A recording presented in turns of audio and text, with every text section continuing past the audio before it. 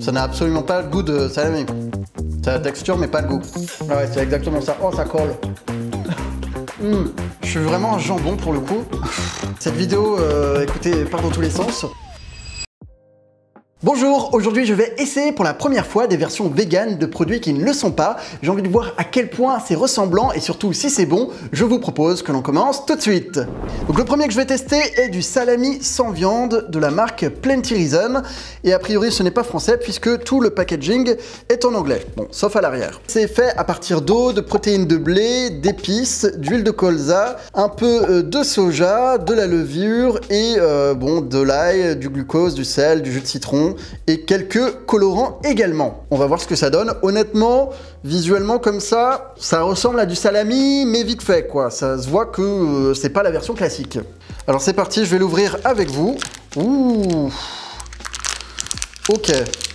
Je dois dire que à première vue, ça ne me fait pas très envie, hein. Je vais pas vous mentir. Je suis pas convaincu pour l'instant. En tout cas, ça n'ouvre pas mon appétit. Mais c'est peut-être très bon. En termes d'odeur, ça sent pas grand-chose. Maintenant, il ne reste plus qu'à goûter. Ah oui, ouh! Alors c'est très étonnant, mais la texture est exactement comme du salami. Si je l'avais pris, on va dire avec un bandeau, je n'aurais pas pu faire la différence. Vraiment, c'est... En termes de sensation au toucher, c'est la même chose. Donc maintenant, on va goûter. Pareil, quand on découpe, ça fait à peu près la même chose. Et au niveau du goût, eh bien, on va voir. Ça n'a absolument pas le goût de salami. C'est la texture, mais pas le goût. Ah, c'est pas pour moi, ça. Pour moi, ça, c'est un échec total. Je vais passer. Je ne vous le recommande pas forcément. Après, bon, le goût n'est pas mauvais, ça se mange. Mais franchement, on va dire que c'est pas une réussite en termes de copie. Voilà. On va pas se mentir. Autant faire autre chose et l'appeler différemment. Pour ce faux salami, je mettrai la note de 4 sur 10. Et donc, vous l'aurez compris, ce n'est pas validé pour moi. On passe à la suite. Alors j'ai ici de la mayonnaise de la marque Schlagfix, ça a l'air d'être allemand tout simplement, et évidemment cette dernière ne contient pas d'œufs puisqu'elle est végane. Donc ça pour le coup je pense pas que ce soit trop difficile à recréer, quoique c'est vrai que dans la mayonnaise la base c'est les œufs et l'huile. Oh! En termes d'odeur, on dirait effectivement de la mayonnaise. Et comme vous le voyez, cette dernière est vraiment bien blanche. En termes de texture, c'est bien ferme, on dirait une sorte de yaourt. Et effectivement, ça peut faire penser à de la mayonnaise, encore une fois, industrielle. Donc jusque-là, on va dire que c'est plutôt pas mal. Il n'y a absolument rien qui me refroidit. Même au contraire, je dirais que ça me donne plutôt envie. Même si d'habitude, je ne mange pas de la mayonnaise à la petite cuillère. Ça a exactement le même goût que la mayonnaise qui était utilisée dans mon enfance pour mettre sur les œufs coupés en deux à la cantine. Mais effectivement, ça a le goût de mayonnaise pour moi. Enfin, là, pour le coup, je suis assez étonné. Je m'attendais pas à ça. Ça a le goût, ça a la texture, ça a quasiment l'odeur. On sent que c'est pas de la mayonnaise, mais honnêtement, en termes de similarité, on est très proche. Là, pour le coup, pour moi, c'est complètement validé. Je mettrais facilement un 8 sur 10. Alors ici nous avons une imitation de fromage qui évidemment ne contient pas de lait. Donc je vais d'abord le goûter comme ça, puis après je le ferai fondre pour voir ce que ça donne, puisqu'on est censé pouvoir l'utiliser pour de la raclette ou des burgers. Alors c'est parti. Elle est où l'ouverture facile? Elle est ici. En termes d'aspect, oula, c'est très étrange. On dirait du beurre en fait, mais en termes de texture, effectivement, c'est plus comme du fromage. Enfin, en tout cas, ça n'a pas le côté gras qu'il peut y avoir dans le beurre. C'est assez surprenant.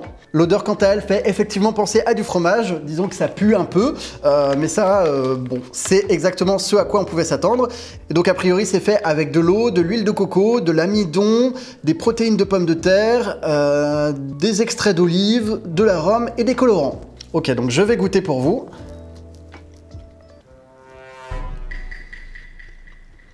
C'est pas mauvais, mais c'est pas non plus incroyable non plus. Ce serait pas mon fromage préféré. Mais je pense que ce sera mieux une fois que c'est fondu. Donc je vais essayer ça tout de suite avec vous. Mais en tout cas, vous l'aurez compris, ça a effectivement le goût d'un fromage. Alors c'est parti, je vais faire fondre une tranche de ce faux fromage à la poêle. On va voir ce que ça donne. Ok, ça me semble pas mal. C'est parti. Ok, donc ça commence à crépiter, ça commence à gonfler comme du vrai fromage. Mais pour l'instant, ça ne fond pas réellement. Le rectangle est encore bien net. Ça ne s'étale pas du tout. Bon, par contre, en effet, ça s'est complètement ramolli. Et on peut séparer le tout. Ok, donc ça fait... ça durcit comme du fromage, là, pour le coup. Là, vous voyez, c'est bien fondant. Il y a d'autres endroits où ça dort un petit peu. Bon, est-ce que chauffer, c'est un peu mieux? On va voir.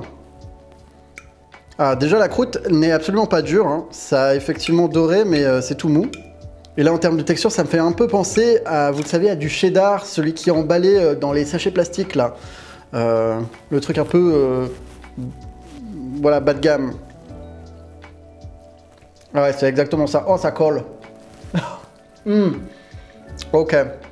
Oh, ça colle aux dents. Mais c'était pas mauvais du tout, par contre, hein. En vrai, chaud, ça passe beaucoup mieux. La texture est bizarre et un peu élastique, mais franchement, je pourrais très clairement en manger. Alors lui, pour le coup, je lui mettrai la note de 7 sur 10. C'est effectivement très ressemblant, mais lorsqu'on le compare au fromage le plus bas de gamme, voilà. Ça n'a rien à voir avec de la vraie raclette ou tout autre fromage en tranche que l'on peut trouver même en supermarché. Ils sont sur la bonne voie, mais il y a encore des efforts à faire. Et c'est sans doute aussi une question d'habitude. On s'attaque maintenant à une marque réputée en France avec le bacon végétal fumé de La Vie. Pour le coup, je suis complètement fan de leur direction artistique, mais je n'ai jamais eu l'occasion de goûter leurs produits, donc ce sera une première.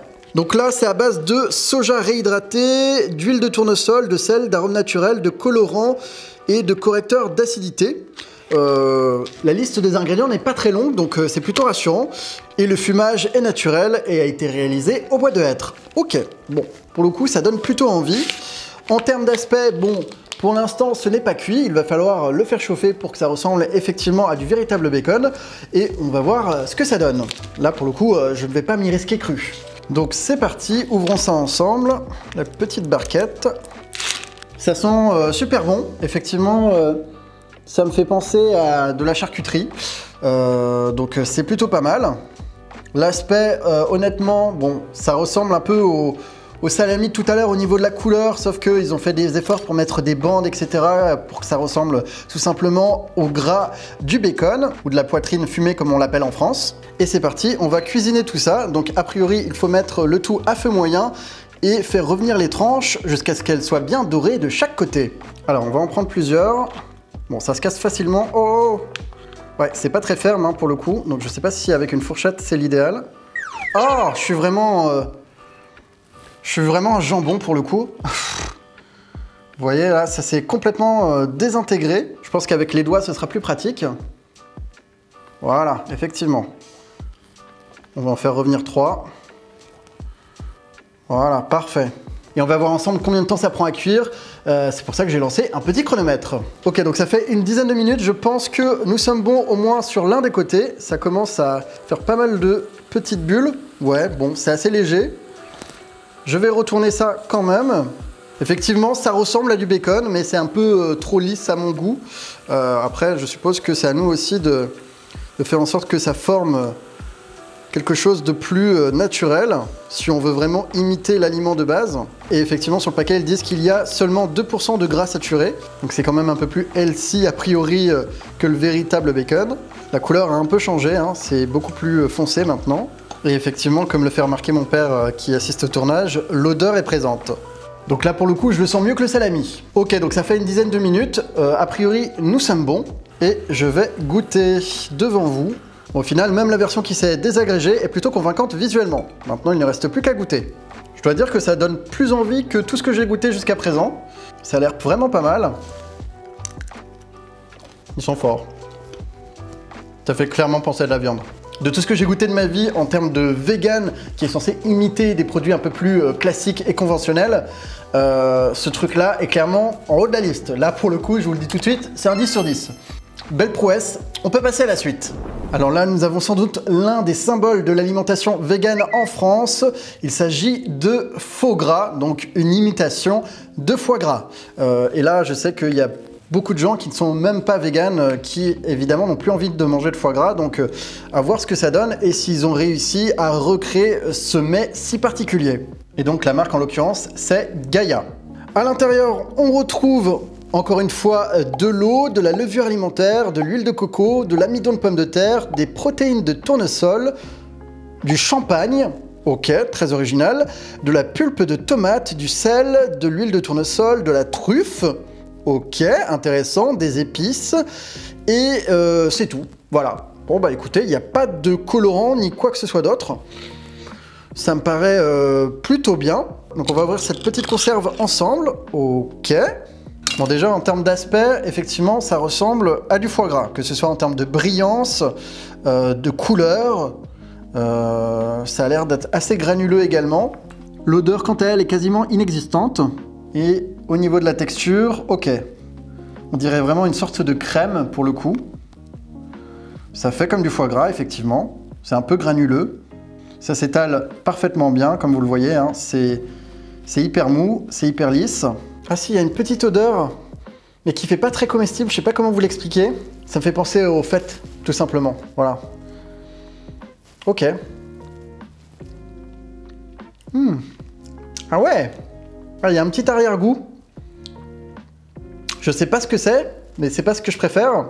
Mais le goût principal, on va dire, c'est effectivement très similaire à du foie gras. Ça me fait penser à un aliment que je mangeais quand j'étais petit, pareil, encore une fois, à la cantine. Donc ça fait très industriel, mais c'est pas mauvais. Bon bah écoutez, du coup, je lui mettrai un 8. Je pense qu'il y a une marge de progression. C'est vraiment très similaire, ça peut remplacer du foie gras. Et puis l'arrière-goût, bon, j'ai l'impression que c'est quand même un peu personnel, donc on va pas être trop sévère là-dessus. À présent, je vais tester Vegz. C'est une marque qui, a priori, vient des pays de l'Est et qui nous propose un substitut aux œufs. Voilà. Et comme vous le voyez, le packaging est assez parlant. Je trouve ça très bien trouvé. Voilà. Il fallait y penser. Surtout qu'à l'intérieur, contrairement à ce à quoi on pourrait penser, il n'y a absolument aucune coquille. Il y a simplement de la poudre ainsi que des cuillères doseuses. Alors par contre, les instructions sont en polonais, donc je vais demander à notre ami ChatGPT de traduire ça. On va prendre le tout en photo. Ok, c'est bon, j'ai la traduction. Honnêtement, ça n'a pas l'air trop compliqué. On va pouvoir y aller. Alors là, honnêtement, je suis vraiment curieux de voir le résultat que ça va donner. Donc a priori, il faut commencer par mettre 2 grandes mesures d'eau. Donc je vais prendre une petite dose de poudre. Voilà. Et on va mettre le tout à l'intérieur de l'eau. Parfait. Donc apparemment, il faut bien mélanger. Voilà, je vais essayer de faire en sorte qu'il n'y ait absolument plus de poudre. Ah, c'est étrange, on dirait presque qu'il y a une odeur d'œuf. On dirait de la sorcellerie là pour le coup. Et une fois que c'est fait, on a notre préparation, il faut juste attendre 3 minutes, le temps qu'elle repose. On va mettre un petit minuteur. Et on va attendre. Et voilà, ma préparation est prête, elle s'est bien épaissie, donc a priori maintenant on peut l'utiliser. Il y a quelques grumeaux, mais bon ça c'est de ma faute. Je pense pas que ça change quoi que ce soit au résultat final. Donc c'est parti, je vais verser ça, comme vous le voyez c'est bien épais. Et j'aurais peut-être pu faire un peu plus de quantité, mais bon, pour tester je pense que ce sera suffisant. Je vais étaler ça un peu. Oula, c'est très particulier là. On va essayer de faire un mini cercle, que ça ressemble un peu à quelque chose. Là honnêtement, je ne sais pas si ça va marcher, j'ai quand même quelques petits doutes.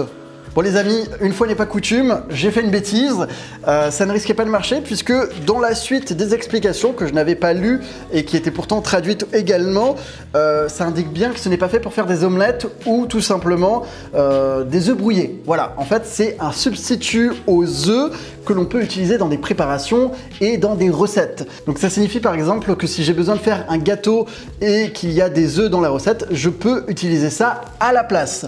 Donc du coup j'essaierai ça dans les prochains jours hors caméra et puis bien évidemment je vous dirai ce que j'en ai pensé. J'ai donc testé les Vegz en faisant des pancakes et j'ai obtenu un résultat plutôt satisfaisant. Effectivement, ça permet de remplacer les œufs sans problème, sauf que ça donne peut-être une petite texture un peu plus caoutchouteuse, mais qui n'est pas trop dérangeante. Je mettrai donc la note de 7 sur 10. Nous avons ensuite une sorte de fouet ou de saucisson de la marque Rolito Vegano. Les puristes ne m'en voudront pas, hein, de toute façon, puisque ça n'en est pas. On va voir ce à quoi ça ressemble. Ok, bon déjà au niveau de l'aspect visuel, effectivement, ils ont repris les codes. Alors c'est parti, on va ouvrir ça ensemble. C'est un peu visqueux, il y a une sorte de liquide autour, d'huile. Ah non. C'est très bizarre, on dirait que c'est un produit sucré. C'est très étrange. Cette vidéo, écoutez, part dans tous les sens. Là, pour le coup, ça me donne pas trop envie. Ça a l'air d'être du plastique. Enfin, ça ressemble, vous savez, aux saucisses là qu'il y a dans les dinettes pour les enfants. Bref, donc, on va couper ça. Je sais pas où mettre mes doigts. Là, c'est... Je suis pas convaincu, les amis. Je suis pas convaincu. On va couper ça. Ok. Bon, à l'intérieur, ça ressemble à une sorte de...